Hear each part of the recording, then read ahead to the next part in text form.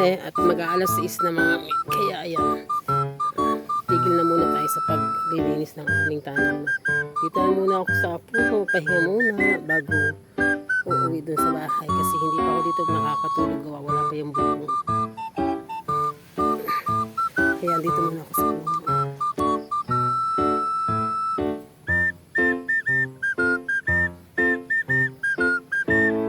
Alis muna tayo ng pagod.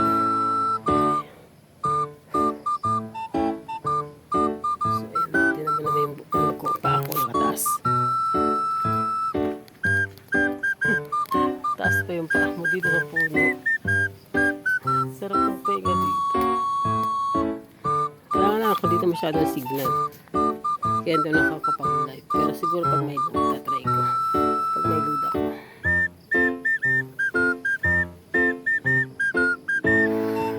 Pagod. Daming nilinis. Tingnan naman yung mga mais. Tumaas na yung mga mais. Matataas na.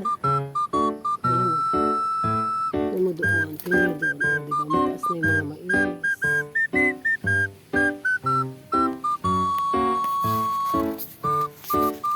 Maraming ginamas, maraming tinanggang na damo ngayong araw. Pagod si bakla, kaya pahinga muna dito.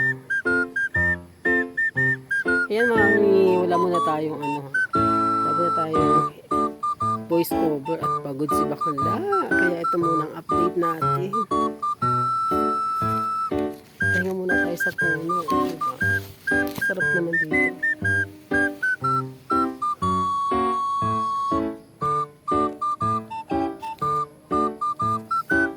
Sa puno ko na nasanga. Kuya-kuya ko.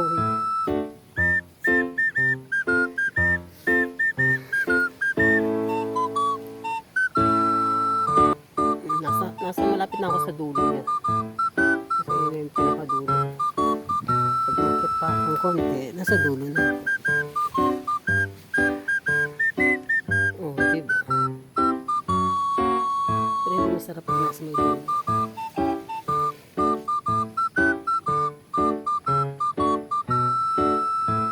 Ganun ba? So ito muna yung update ko mga miha. Wala muna tayong voice over. Ito muna yung update natin kasi pagod si bakla. Hindi makapag-voice over si bakla at wala rin naman itong signal, hindi makakapag-edit. Kaya ito na lang muna mga te. Pero masarap naman dito. Okay na kahit walang signal. Bababa rin naman ako bukas. Tatapusin ko lang yun doon sa may dulo. So yung mga ti, magandang hapon sa inyo. Hapon na dito. Asa is na almost. So bye-bye.